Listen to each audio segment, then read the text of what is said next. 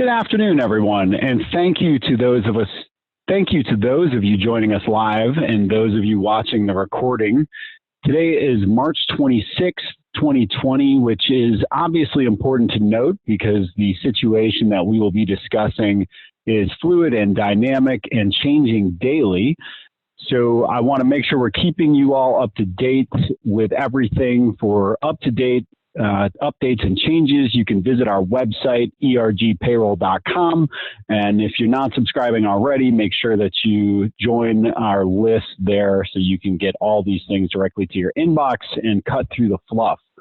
Today, we are going to talk about one of the most difficult topics we have seen in quite some time in the human resources and employer world, and that's the impact of the coronavirus, COVID-19, on employers. My name is Matt Vady, and I am the CEO of ERG Payroll and HR, headquartered in Columbia, South Carolina. Today, we're going to cover a little bit more about the newly signed law, along with the frequently asked questions we are getting from our clients. But first, I do have a question for you, and I'm just curious how everybody is dealing with working from home. How are you adapting to the work from home for those of you that are? Are your pets and family getting a little bit tired of you being around the house all the time? Are you wearing pants to work every day? Or are you just relying on the fact that Zoom is only catching your upper body? It's strange times indeed. I'm sure we'll be back out of this in no time, and hang in there. But I'm looking forward to hearing all of your fun stories, and I see the chat already lighting up, so I can only imagine. Last time I checked the chat after the video was over and saw some interesting comments about a bidet. So please just keep it clean but fun in the chat, right? So anyhow, I know it's a tense time for a lot of you, and I want you to know that we are here for you, and we should all be here for each other. We all have a vested interest in the success of each other's businesses, our communities, our economy. Positivity and positive leadership is really the only way we're going to emerge stronger than before in this scenario. We did record another webinar last week, so if you have not seen the first webinar, I highly suggest you watch that. You can find that on our YouTube channel. If you simply go to YouTube and type in ERG Payroll, you'll find all of our videos and be able to watch that first one. I say to watch it only because I'm not going to go into quite the level of detail on some of the items related to the FFCRA that we're going to discuss momentarily. And I'm certainly not going to get so deep into my bio because I know a lot of you on the line either know me or attended the first webinar. So please go and check that out. But a little bit about me, I just love helping companies create high-performing workplaces. I've been in the HR industry for over 16 years. I really love that intersection of technology and expertise that fuels companies to do great things. My passion is helping companies to engage, retain, and grow. ERG, their number one asset, their people. While this is a challenging time for us as leaders and a time where we need to exercise empathy, precision, and tact, I'm hopeful that I can help you to do some of those things today and going forward. We will not be having an open Q&A on this conversation today, so please take down my email address. It's matt@ergpayroll.com. Listen to the webinar. If any of your questions are still not answered at the end, please just email them to me and I will do my best to answer. We are really taking the mindset here that we have a great opportunity to help everyone, not just our customers and our community members, but anyone around the country who just needs some guidance and advice in this challenging time. We certainly want to help in any way we can, and I've been incredibly grateful that we have been able to do that. We've talked to many business owners all around the country and helped them to make some very challenging decisions, even though they don't necessarily work with our company today. So I want you to know that I'm praying for all of you during this challenging time and also going to do my best to do hard work for your team if I'm given the opportunity. So today what we are going to cover is a recap of the recent updates to the Families First Coronavirus Response Act. We're going to share some of the resources available to you as an employer, both some on our site as well as sharing some of the things directly through link to other sites. Those of you that were on last week's webinar will be able to understand what has changed. So a good bit has changed in a week. There are some updates. We are going to review some of the things we already covered just to I think you need to hear this more than once. Things will jump out at you the second time that not the first time. It'd be a great opportunity to continue to galvanize your understanding of what the FFCRA is. And then we're going to talk through a new set of FAQs versus the FAQs we did last time. Our frequently asked questions are evolving by the day based on the type of employer and the situations that are occurring. So lots to cover today. And we'll be sending this information, the recording, the slides, along with several templates as a follow-up to this webinar. If you're watching the recording, just drop me an email to that email address, matt@ergpayroll.com, and we will send you over each of those resources. So let's go ahead and dive in. First and foremost, we have turned our website into command control for all things coronavirus for employers. So we are a human resources organization, things that relate directly to some of the other components of the stimulus package, which has not been passed, which is probably a great opportunity for me to share briefly. I know somewhere in here I've got it in my notes, but our philosophy on all of this is the following. We are going to prepare and share information for things that are active and you need to prepare for. So if something is, for example, the stimulus package that has not been completely passed yet, it has been passed by the Senate, is waiting for House and then presidential approval. A lot is going to change between now and when that is approved. So we're not going to fill up your inboxes with things that could happen. We are going to share the things that did happen overnight typically, or the prior afternoon each morning and on this website. So you'll see we've got frequently asked questions, we've got recordings of the webinars, we've giving away all of our templates that we're sharing with our clients, things like layoff selection forms, layoff letters to use with your employees if you are in that unfortunate circumstance, and much, much more. So please go check out our website. This is right on the homepage when you hit the website. We are monitoring the Department of Labor, each state, the IRS, applicable legal updates and other agencies every single day, and just trying to cull that information down and give it to you in a consumable format. I will also allude to several times during this conversation a Dropbox that we will be sharing with each of you after this call. So, and those of you that were on the first call already have access to this Dropbox, and you will notice it has changed a good bit since you first logged in. So we've created this simple set of online files that we can share so that you can share it with anybody. Anybody can have access to it. It's not some download where you've got to give your social security number to get access to the information. We want to provide as much information to as many people as possible, once again, to help in a challenging circumstance. We understand that it's more important that we help people than necessarily worry about what we are getting out of this. So we're adding to it daily. So check in on it as things change, and you would notice, once again, if you logged in today, it will look completely different than it did the first day. So we are also going to do this webinar once a week. So every Thursday afternoon, we will be doing some sort of a follow-up webinar to cover the things that have occurred since the prior week until things start to slow down. As you see, when we go through some of the changes today, there are things that are still yet to be sorted out related to each of these items. So we are waiting for guidance on many different components, particularly how some of these things will be administered. So each week we'll do some recaps on this. And I definitely want to share some of the other folks we're checking in with on their great content. Fisher Phillips Law Firm, Haygood Ty, an attorney over there, a good friend of ours here in Columbia, South Carolina. Check them out. Check out the website. They're doing a fantastic job staying out in front of this. Nelson Mullins, Mason Hogue, same thing with their website and their subscriber list. Definitely check them out. And upcoming, good business partner of ours, Pendleton Street Business Advisors, will be launching their interview series talking about what to do from here.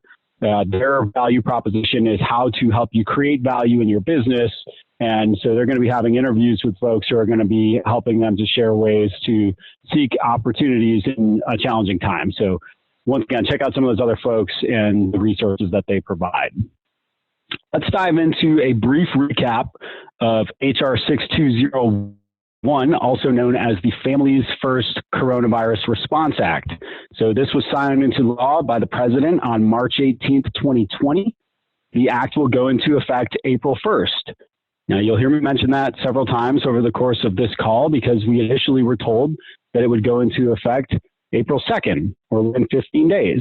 And so we want to make sure that we understand that date has changed. It is one of these many changes that have occurred because it was a very short, quickly written bill, and most of the questions about how to execute or implement the requirements are either being clarified daily or will continue to be clarified over time.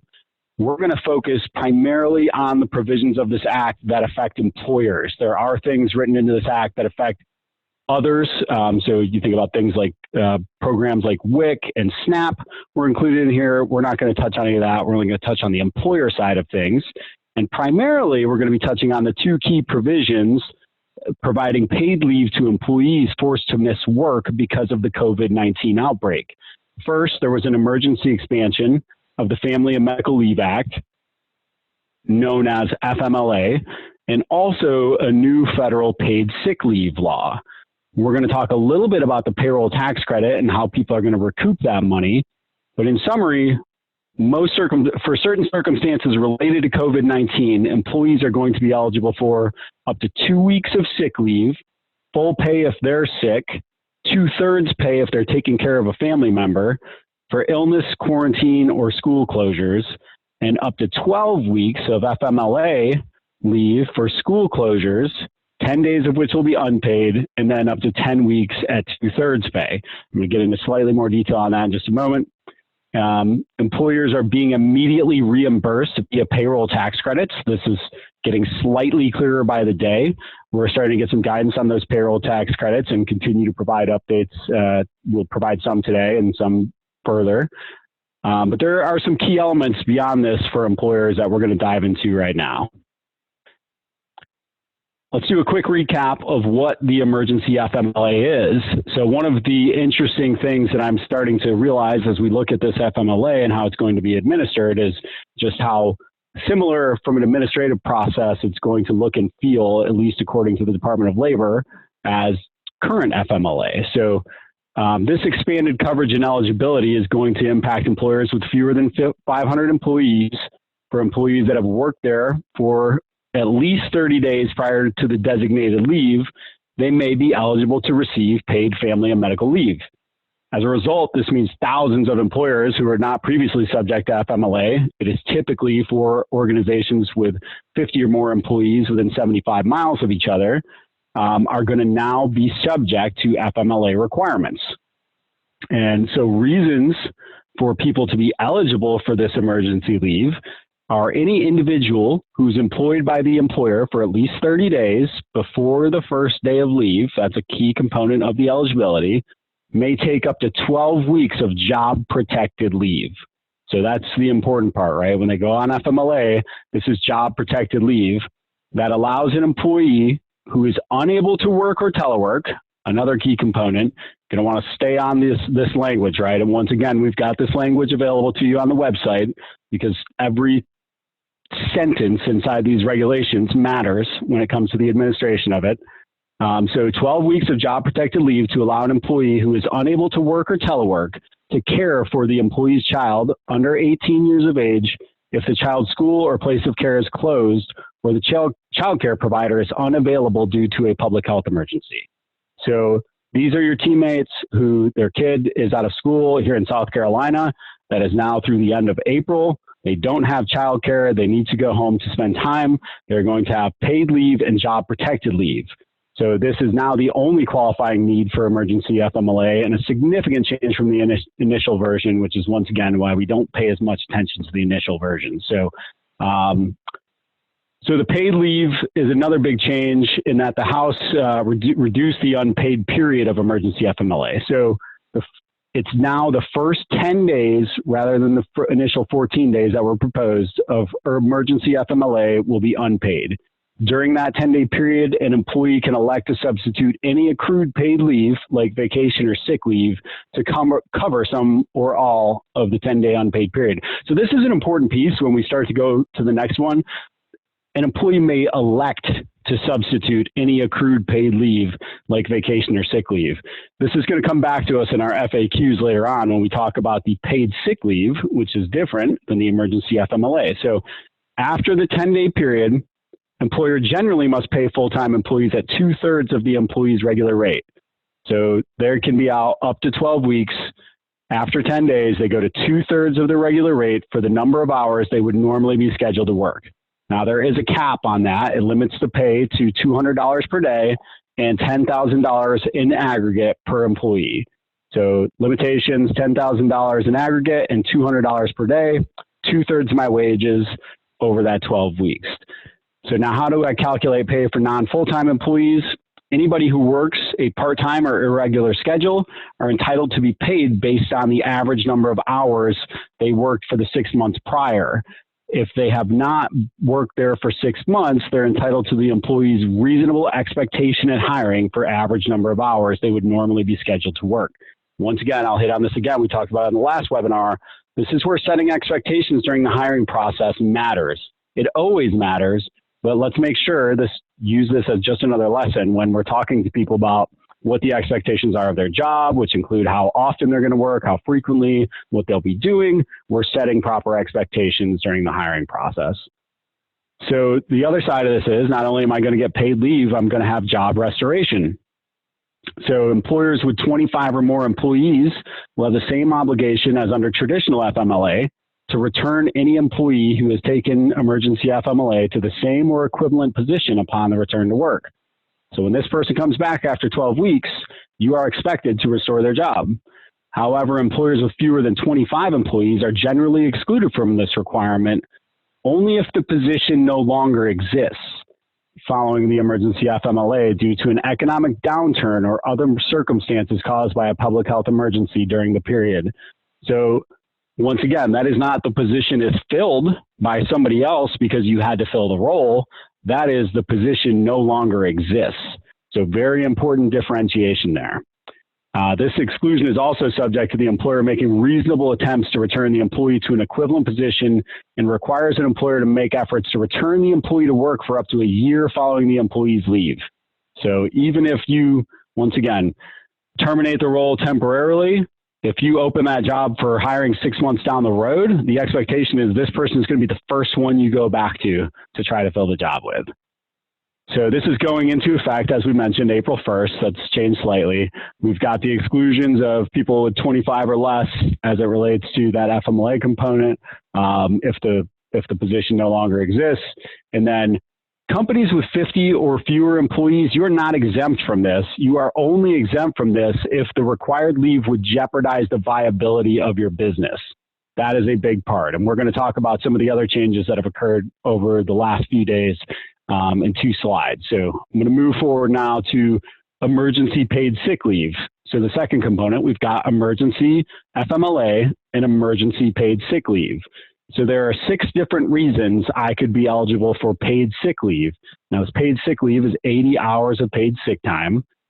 This portion of the new act also changed a good bit, but allows a person to take eligible sick leave for any of these reasons. They're either subject to a federal, state, or local quarantine or isolation order related to COVID-19. They've been advised by a healthcare provider to self-quarantine due to COVID-19 concerns. They are experiencing COVID-19 symptoms and seeking medical diagnosis. So now these 3 are different from the next 3. And if you'll pay close attention, you'll notice these are different because you are sick, you have been advised, you are experiencing symptoms. And then the next 3 are related to caretaking. And so they have different responsibilities as far as what percentage of the sick time will be paid out for each. So if I'm caring for an individual subject to a federal, state, or local quarantine or isolation order, oops, typo, then that changes things a little bit, but I'm still eligible for paid sick leave. If I'm caring for my child because their school or place of care is closed, if I'm experiencing any other substantially similar condition specified by the Secretary of Health and Human Services, sort of the all other duties as assigned clause, as I like to call it down there at the bottom. So who is subject to these regulations? Same thing, fewer than 500 employees. And we got some clarity on the 500 employee mark. It is the 500 employees at the time that the leave is being requested. So if you were 550 employees yesterday and you just laid off 60 people, and then somebody comes in on April 1st and wants to be subject to this, then you are under the 500. If you are 600 and then you get on to 550 after the layoff, or you go up to 650, you are not subject to this. So This provision requires that employers of fewer than 500 provide full-time employees, regardless of how long they've been with the company prior to the leave, 80 hours of paid sick time at their regular rate. Now, once again, paid sick time at the regular rate is for those top three. And so I get 2/3 of my wages for 80 hours if I'm in the bottom three, if I'm a caretaker, if I'm taking care of somebody else. We also have some caps on this. We have $511 per day if I'm being paid full wages, or $200 per day if I'm leaving to care for somebody else. And we have total caps of $5,110, $5,110, and $2,000 total dollars on those as well. So one of the key components we're learning a little bit more about over time is the interaction with other paid leave, which I'm going to talk more about here in just a few moments. And calculating rate of pay, we talked, it follows the same methodology as far as the part-time employees. One thing that has come out is if an employee regularly works overtime, so somebody has consistently worked 45 hours per week over the last 6 months, then that will be included as their regular rate of pay when looking at paying them out. So lots to discover there and continue to learn about. Now, one thing to note is that there are states that are providing guidance and regulations that are richer than this. So important to note that New York is one that just has a completely different set of expectations that are now law, and you are still responsible for abiding by those on a state level. I say that because I know we've got some of our New York clients on the phone who are going to be subject to a different set of rules. So if you are in New York or any of the other, Michigan I know is one that's affected by a state level, then just drop me a note and I'll send you the full breakdown related to your state. All right, so let's talk about the tax credits for paid sick and paid EFMLA. So one of the things that we continuously get promised about these tax credits, about how we're going to be reimbursed for those wages. So that's the other side of this. So let me clarify that. So if you go out for 2 weeks on paid sick leave, I am going to get reimbursed for those 2 weeks of wages in the form of a tax credit. So I pay for your emergency FMLA for 10 weeks. I'm going to get reimbursed immediately in the form of a tax credit against the employer portion of Social Security and federal withholding. So this is something interesting that we found. Most of the initial guidance told us the tax credit was only going to apply against employer Social Security. I'm going to show you a statement from the IRS website on the next page that gives us some conflicting guidance, but lets us know that federal withholding is also going to be able to be dipped into for that tax credit. So, which is a big change, because if you think about your employer Social Security, which is 6.2%, Medicare 1.45% of your payroll, in most circumstances that wouldn't cover more than a couple of employees. And so, one to depending on how big your payroll is. And so when we start to look at having federal withholding taxes available to get our credits reimbursed immediately, then this becomes a much more viable option and probably removes that under 50 exclusion around, it's going to make my business lack viability in the long term. It's going to make it harder for us to say that when we know that we're going to be getting reimbursed that money almost immediately after the payroll. So there also are promises of a reimbursement form, which we were supposed to have this week, still did not have as of the time of this recording, if your money were to exceed that. So if so many of your staff members were going out on leave that you exceeded your tax liability for the payroll and could not get the tax credit, then there is a quick reimbursement form that you could take advantage of as well. Oh, I don't know what happened here. So I bolded that and it turned it into some sort of weird bubble letters on my screen here, but tax credits for paid sick and paid EFMLA. This is directly off the IRS website. That, of course, the part that I bolded is the most important part. So the payroll taxes that are available for retention include withholding of federal income taxes, the employee share of Social Security and Medicare taxes, and the employer share of Social Security and Medicare taxes with respect to all employees. So it sounds like they're making this accessible to taxes across the board to get reimbursed for this credit. More to come on that obviously, and you want to get with your payroll provider if you have some of these claims coming your way as soon as the postings are made. So that's something that we're going to get into right now, is what it looks like as we start to get closer to April 1st. We're starting to get some more guidance and some more changes on how this is going to look. Obviously, we got that guidance related to reimbursement. In this example, as we look at it, if an eligible employer paid $5,000 in sick leave and was otherwise required to deposit $8,000 in payroll taxes, including taxes withheld from all its employees, the employer could use up to $5,000 of the $8,000 in taxes it was going to deposit for making qualified leave payments. The employer would only be required under the law to deposit the remaining $3,000 on its next regular deposit date. So once again, keep in mind that language is telling us it's including taxes withheld from its employees and the employer portion. So pretty big change there from our initial understanding of these regulations. We also look at how the coverage has changed, or at least how it's gotten clearer over time.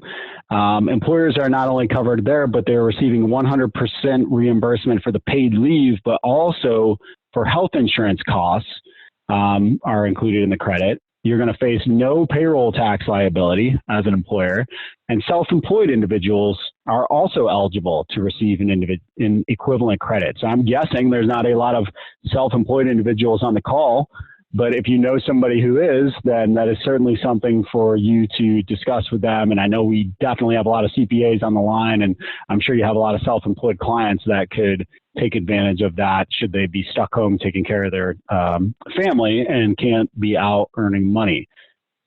We see some small business protection. So those employers with fewer than 50 employees are eligible for the exemption if they are going to have the viability of the business threatened.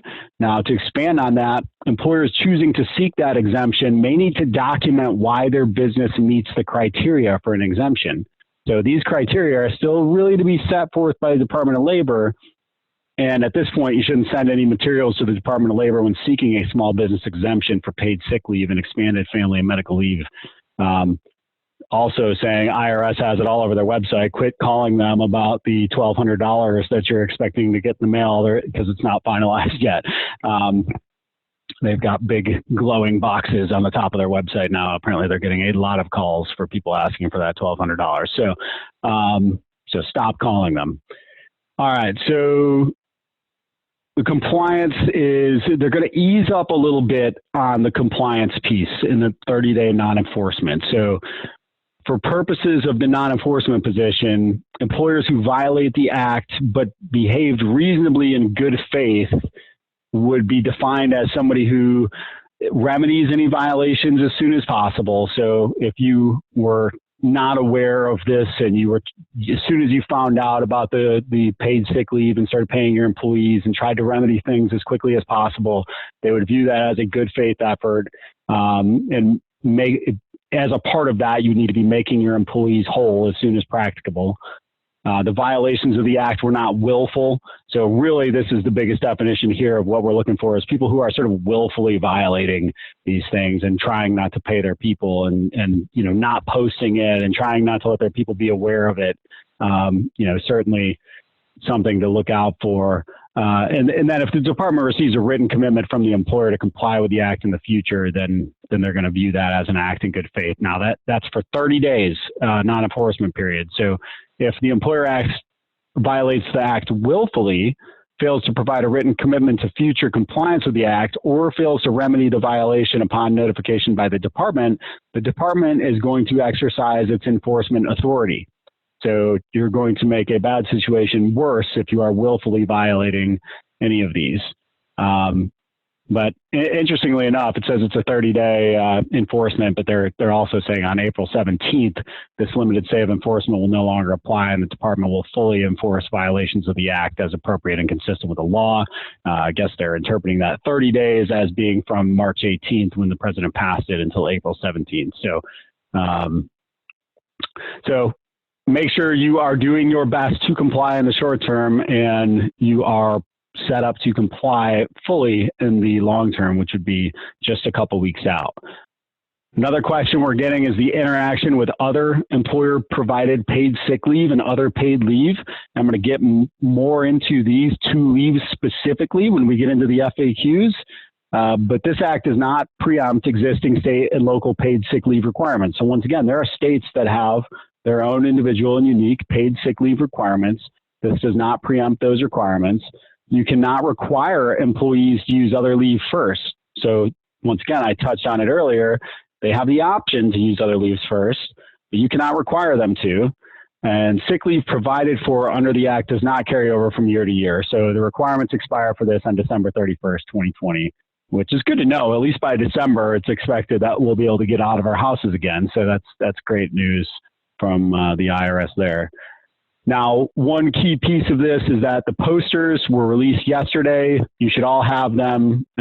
If you don't, they're in the Dropbox I'll be sharing afterwards. We're going to hit on them more in the FAQs. They're going to be treated an awful lot like the rest of the posters you are required to put out for your employees. Now, once again, are going to make folks aware to the situation and educate them of their rights as an employee during this challenging time. All right, let's talk a little bit. I'm going to paint with sort of a broad brush here because we've got a lot of different states on the line. I know that the bulk of you are probably in South Carolina. That's where we're headquartered. That's typically where most of our attendees come from, but I also know I've seen folks from California, New York, all over the place on the line, and there will be people from all over the country watching this after the fact as well. But many states have already offered to defer state withholding tax until June or July. And we're starting to see more get into the mirror of the federal tax in going towards July 15th and pushing that date back. But here in South Carolina, state withholding returns and payments due April 1st to June 1st are now going to be due June 1st, 2020. So any penalty and interest will not be applied if the payment is made by June 1st. They are automatically applying this tax relief for all applicable returns and payments. You don't need to take any action there. But interestingly enough, I look at California as a different example. The EDD is reading that employers may request up to a 60-day extension of time from the EDD to file their state payroll reports and or deposit payroll taxes without penalty or interest. But a written request for the extension must be received within 60 days from the original delinquent date of the payment or return, which that in itself creates a whole new, unique set of challenges as it comes to administering your turning off payments inside of your payroll system. It does create some ripple effects and some challenges for both you and your payroll provider to manage these things. And so there will be some manual intervention needed, and particularly when we go back to that payroll tax credit piece. So I think I've had this conversation with folks a lot, and that's that, you know, one of the things that's pretty well protected in payroll systems are employer taxes. They are not made to be edited how much you pay as an employer on a payroll. We can't say, oh, you owe $5,000 in Social Security as an employer, but you'd just like to pay $4,000 this time. It's either typically on or off, whether or not you're paying your taxes on time, which 99.9% of the time, obviously it is on.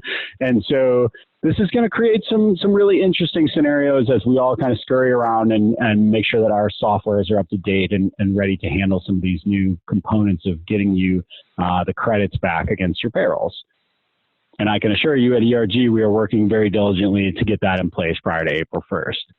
So one other thing that's worth mentioning on these deferrals is, man, this is a deferment of the payment. It is not an abatement of the payment. So if you have the money, you should probably consider paying the money, because you're maybe creating a snowball for yourself in the future that's going to only compound your issues. We're starting to see some folks who are trying to be opportunistic and, oh, hey, I can defer payments here even though I'm still operating at full capacity. You might just be creating more of a challenge for yourself down the road by doing so. Something to consider. All right, so unemployment taxes are something that we are getting a lot of questions about. Well, not taxes, but just unemployment in general. I think the first thing is just thinking through, when does unemployment make sense for the employee? And that's, people are trying to understand when to use paid sick, EFMLA, unemployment, et cetera. But let's look at a couple of scenarios real quick. So For individuals who are sick and cannot work, they're out of work due to a school daycare closing, or they're caring for a family member with COVID-related illness, but your employer is open, your office is open, sick leave or paid time off according to the company policy would be the appropriate resource for the time away from work, in addition to the paid sick leave and EFMLA. Now, if a person is out of work due to a business closing, a layoff, or reduction in hours related to COVID-19, they should file for unemployment insurance benefits. Seems pretty straightforward, right? But we're going to touch more on that in the FAQs because there's a lot to consider when we think about that. When we think about the unemployment taxes side of it, we're seeing similar deferments of the taxes. So once again, in South Carolina, the deadline to pay first quarter contributions has been extended from April 30th to June 1st.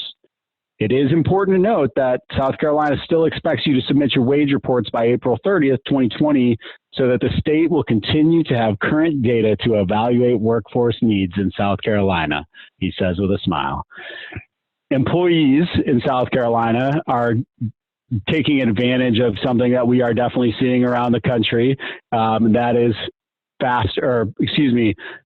slowed waiting periods in the respect that they're getting faster. So we've removed a week from our waiting period here. I know I just said slow, fast. I guess I wasn't sure if that was slower or faster. But anyways, a week has been removed from the waiting period to try to get the benefits into people's hands faster.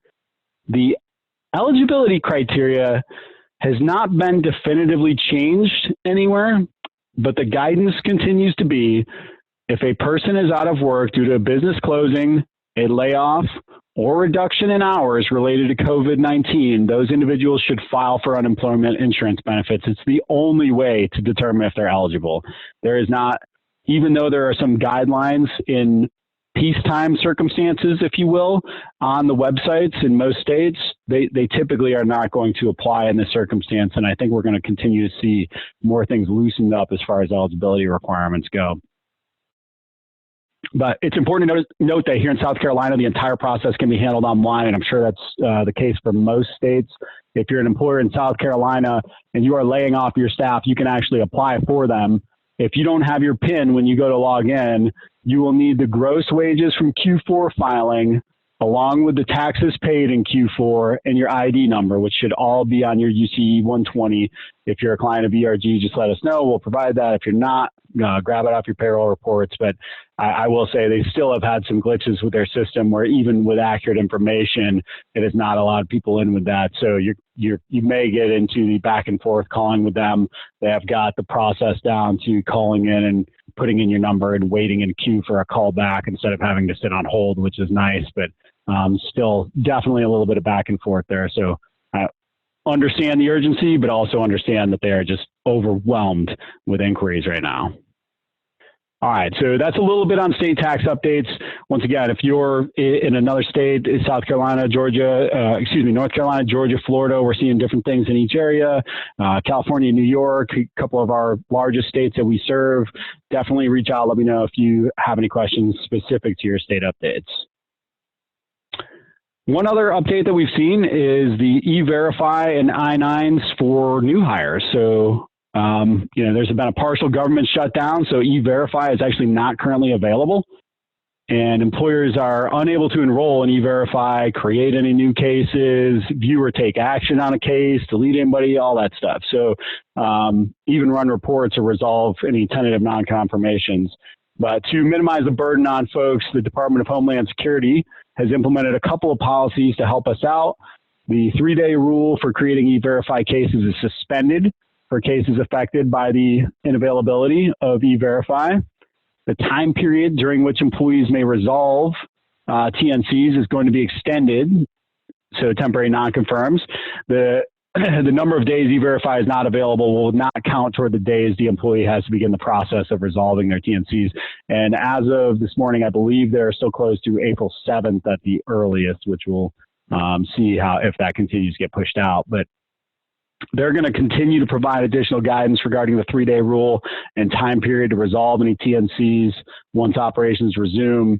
But employers may not take adverse action against any employee because the E-Verify case is an interim case status, including while the employee's case is in an extended interim case due to the unavailability of E-Verify. So no ability to take adverse action until you get some sort of definitive ruling from E-Verify. Once shutdown is over, we expect to hear more instructions. We'll update our website at that time to share with you guys, and probably provide an email update so that you know when things are back to normal and what additional guidance we have related to E-Verify and I-9. We covered remote working best practices a good bit on the first one, and this is a saturated topic that I don't necessarily know if we need to provide more voice to, but I have seen a couple of things from our clients that have moved to remote work environments, and honestly, just taking our own office to a remote work environment where getting set up is one thing, getting people out there, getting the tools, getting the technology, getting people, just comfortable with the idea. That's great, but now we're, a week in, you're going to be 2 weeks in, you might be 2 months in here before long. And I think there are some other things to consider that are worth mentioning. Communication to me is one of the biggest challenges that I'm seeing with folks, and that is the sort of lack thereof. Communication normally is of a high velocity when we're right next to each other. We want to make sure that we keep that frequency, velocity, and also the methods of communication on par. I talked to one of my good friends yesterday, and he was talking about how much more he's been using Trello since moving to a remote work environment. Trello is a great tool for communication, Trello. It's a project management tool that works really well for working on projects together, to-do lists, and you being able to comment and share information there. A couple of other great tools that we either use or we have clients using. Zoom, obviously, we love. Zoho Connect.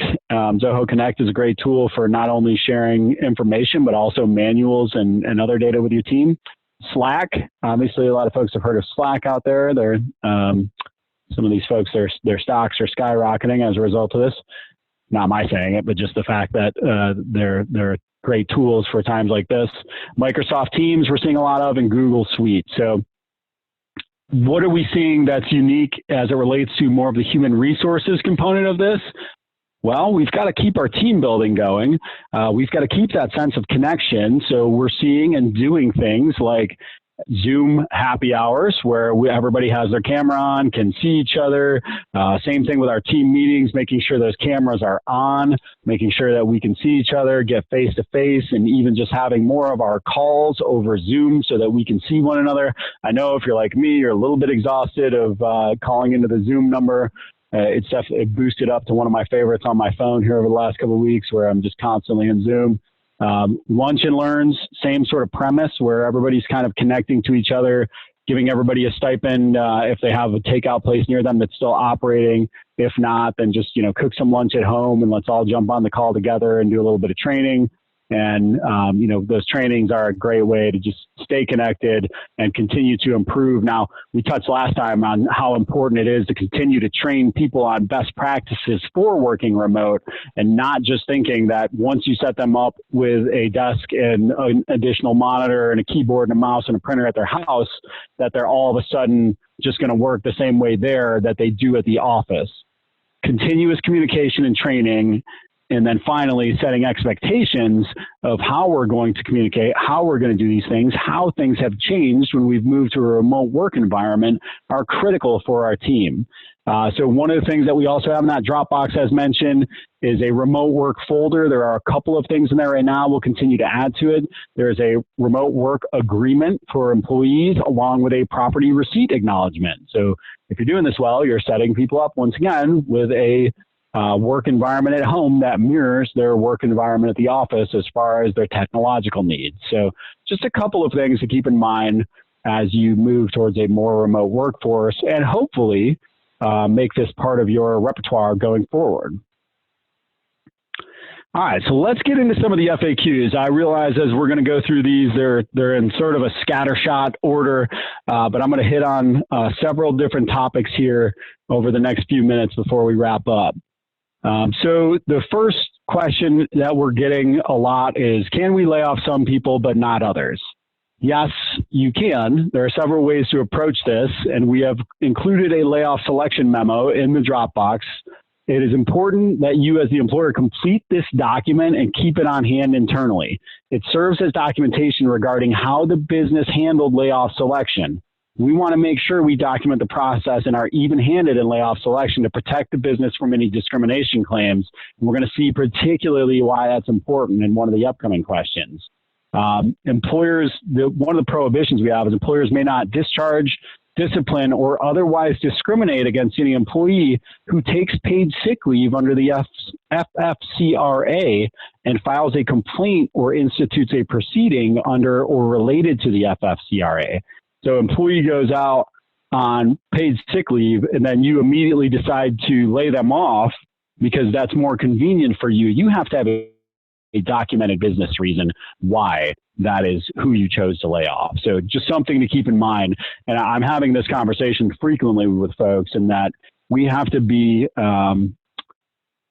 cognizant of the long-term effects of how we treat our employees right now and our teams. And there's a host of reasons which are more obvious, which are about the engagement, retention, and development of our teammates and the health of our business and all those things. But we also have to keep an eye on future potential implications when letting folks go without having proper documentation and procedure in place, and then potentially having, discrimination, unlawful termination suits on our hands down the road as things continue to evolve and change. So definitely something to consider during your layoff process. An employee can't work because they have to provide childcare while schools are closed. Are they eligible for unemployment? Well, if somebody's on your payroll and getting paid, it reduces the likelihood that they're eligible for unemployment. In this scenario, they would be collecting paid sick leave or emergency FMLA, so they would likely not be eligible for unemployment. And going back to the prior question, we're not going to lay them off because they're on paid sick leave, right? We need a real business reason if we're going to lay somebody off. But employees receiving compensation such as paid leave from their employer in a given week will generally not be eligible to also receive unemployment insurance for that week. There's investigations, and each claim is adjudicated to determine eligibility based on the state's rules, along with the unique facts of each case. But any claimant affected by the loss of work due to coronavirus should always apply. Once again, this goes back to the question of, I'm getting this question probably every hour of, oh, hey, would this person qualify for unemployment? And in just so many circumstances, it's just hard to tell until they apply, unfortunately. So let's look at the next one. May I take 80 hours of paid sick leave for self-quarantine and another amount of paid sick leave for another reason under the Emergency Paid Sick Leave Act? So in essence, the question is, can I double dip? No, you may take up to 2 weeks or 10 days, 80 hours for a full-time employee, or for a part-time employee, the number of hours equal to the average number of hours that you work over a typical 2-week period of paid sick leave for any combination of qualifying reasons. However, the total number of hours for which you're going to get paid sick leave is capped at 80 under the emergency FMLA. Do we still have to provide emergency paid sick leave or emergency FMLA if we shut down or if we furlough or lay off employees? Generally, under the FFCRA, any eligible employee is entitled to emergency paid sick leave or emergency FMLA effective April 1st. We urge you to consult the recent guidance on receiving immediate dollar-for-dollar reimbursement, as well as the plans for small business waivers for leave related to school closures when it would jeopardize the viability of the business. So once again, this one comes back to, is it going to jeopardize the viability of the business? All right, so this is one we serve a lot of nonprofits. We're very grateful to do so. If I'm a nonprofit or public employer, do the FFCRA, and y'all, I know I'm stumbling over these acronyms time and time again, so bear with me. Do FFCRA tax credits and reimbursement apply to me? So most public employers, like cities, municipalities, public school districts, will not be eligible for the tax credits or reimbursements provided in the Families First Coronavirus Response Act. Private nonprofit entities, however, are eligible. So public employers like cities, municipalities, and public schools, no. Private nonprofits, typically yes. So unemployment is the follow-on to this question that I'm getting a lot of, and it's sort of this question 1B, if you will, is are my employees eligible for unemployment even though we don't pay into unemployment? That's variable. Unemployment is through the state. Many nonprofits do not pay SUI. Nonprofits in South Carolina can actually choose to be exempt from unemployment insurance. But what we see is if employees were to draw unemployment in South Carolina, the nonprofit could potentially be on the hook for dollar funding to pay back the benefits. The organizations are, the final determination on this as it relates to COVID-19 still yet to be determined, but that is how it has played out in the past. And once again, circumstantial under state unemployment. I give you guys I don't want to give it to you on every question here, but it's the HR answer for 90% of questions. It depends, right? I hate that it's the answer on some of these, but there are a lot of variables, particularly when it comes to unemployment, that come into play. So next question, how do I count hours worked by a part-time employee for purposes of paid sick leave or expanded family medical leave? So we touched on this earlier. It's the average number of hours worked in a 2-week period. So if you calculate the hours based on the number of hours the employees normally schedule to work, if they're not known, you can use a 6-month average to calculate the average hours. If they haven't worked there 6 months, then you are going to use that reasonable definition. And if you have no such agreement in place, you can calculate an appropriate number of hours based on the average day they were scheduled to work and their upcoming schedules. All right, so next one, I told you they get a little bit more random. So let's talk about the notice for the emergency FMLA and emergency paid sick leave. Where do I post this notice? Since most of my workers are now teleworking, where do I electronically post this notice? So it's a little bit more obvious when you are in the office and everybody's still working from the office. You put it in the same conspicuous place that you would put your labor law posters and all that. What about the fact that everybody's now been quarantined and is working remote? Well, each covered employer, must post a notice of the Families First Coronavirus Response Act requirements in a conspicuous place on its premises. You may satisfy this requirement by emailing or direct mailing this notice to employees, or posting this notice on an employee information internal or external website. So we definitely, if it's me, I'm going to hit them with all three. I'm going to pop it in the mail, I'm going to email it, and I'm going to post it in my HR portal.